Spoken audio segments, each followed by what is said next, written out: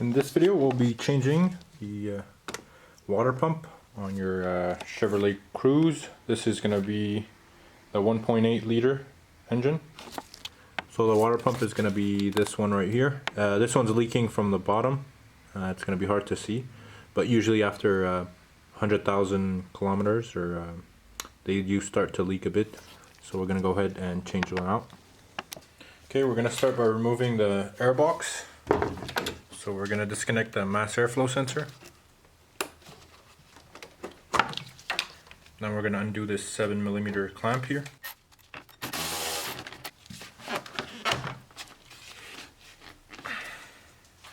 Okay, we're going to undo this air hose over here on the side. Okay, now you can remove the air box.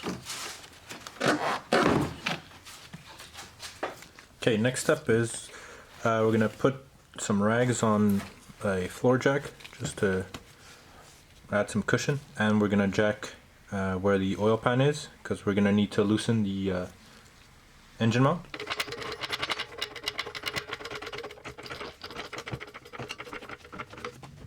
Okay, now we're going to take off these 3 bolts for the engine mount. They're 15mm. Okay, now we're going to go ahead and raise the engine from the oil pan, and the reason we do that is because to get to these bolts there's not enough clearance because the frame is right here. So we're going to raise it up till it passes the frame here. Then we could put our T45 Torx bit to loosen up the screws to take off the water pump pulley.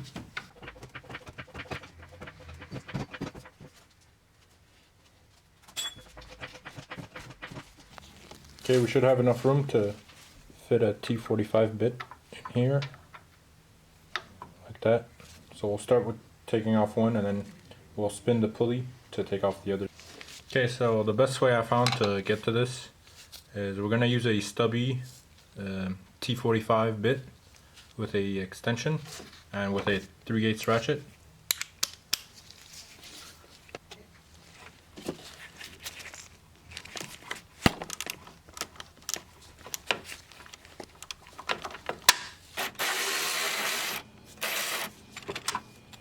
Okay, now we're going to go ahead and loosen the belt tensioner, but we're not going to remove the belt. We're just going to spin the pulley by hand so we could have the next bolt face around here. Okay, we're going to turn counterclockwise with my right hand, and then with your left hand you could just spin the pulley.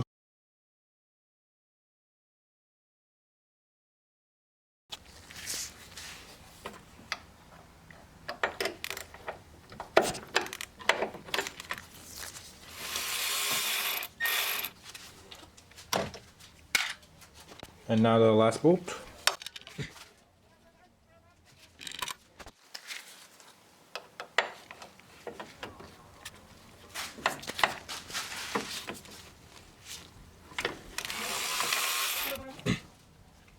Okay, now we're gonna go ahead and take off the belt. I don't know if I mentioned it, but it's a 12.19 mil.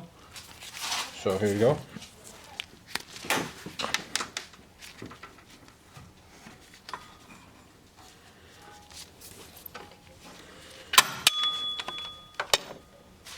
Okay, now you can take off the pulley.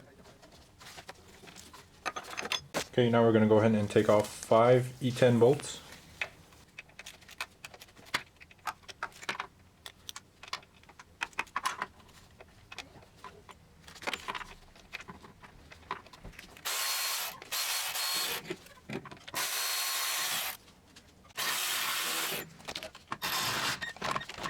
Okay, now the water pump is ready to come out. Just make sure you have a drain pan below.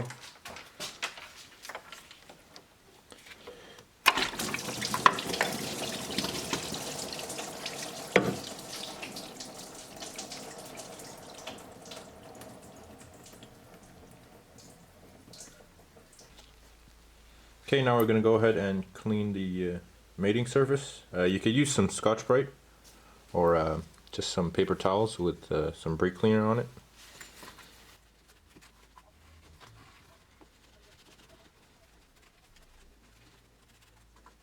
Okay, so the one I'm replacing it with is a Gates water pump. It is a bit different than the original one. The gaskets aren't the same. Like this gasket is way thicker than this.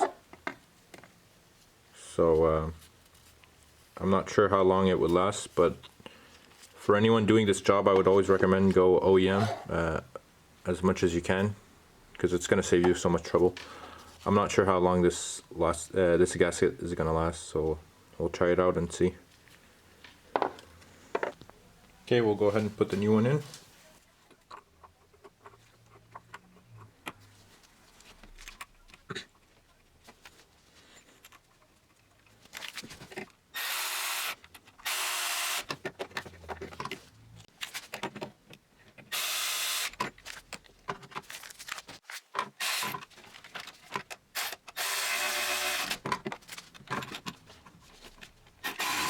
Now let's put back the pulley.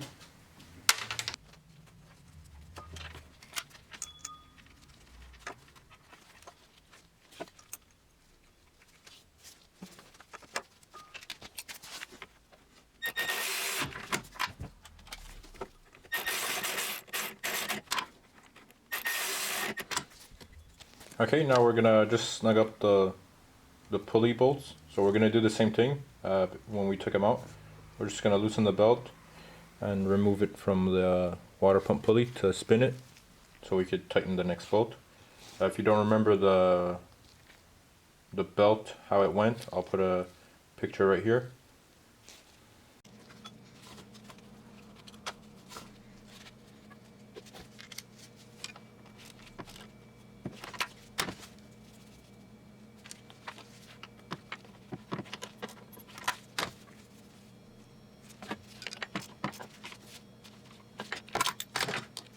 Okay, now that we're all done, we're going to go ahead and put back the 3 bolts for the engine mount.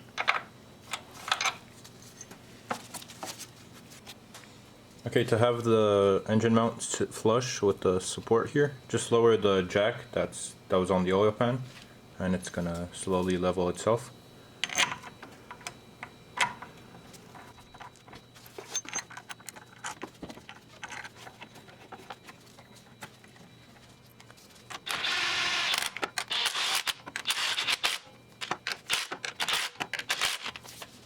Now we could go ahead and remove the jack that's on the oil pan. Now we're going to put back the air box.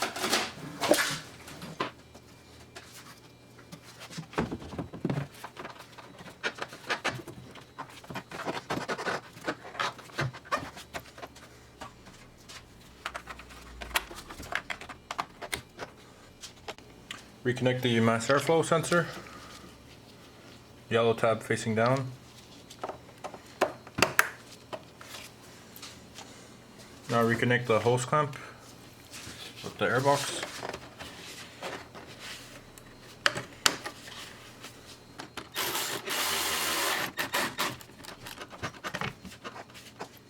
Okay, now we're just gonna fill up the cooling system, and then we're gonna bleed it out of any air bubbles.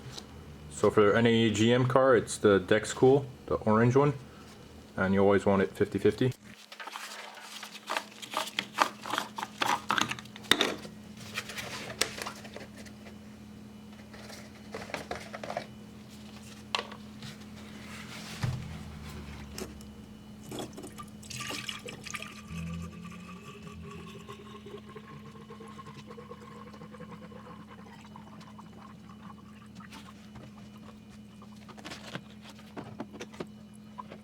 So let the system fill up as much as possible before we start the car.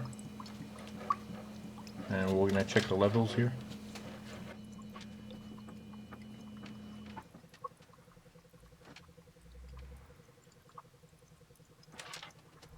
Okay, once it stops bubbling, we're going to add a bit more before we start the car.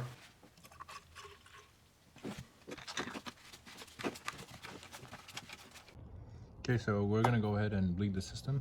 But before we do that, we're going to open up this bleeder here. It's on the radiator on top. So just use a Phillips head.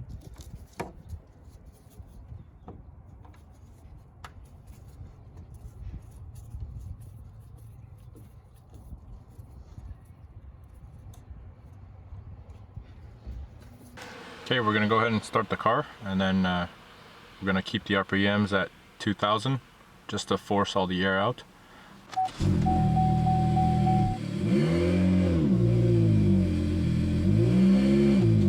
So to make sure there's no air in the system, we're gonna wait till it's at operating temperature, and then we're gonna wait for the cooling fans to come on and off.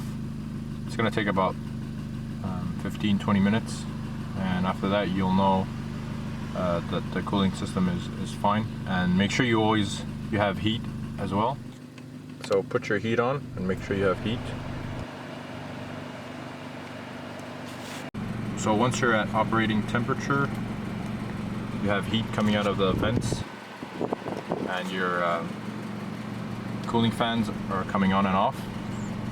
Now we're all done, so we're gonna go ahead and close off the bleeder screw and just top off the cooling. Alright, thank you guys for watching, and I'll see you guys in the next one.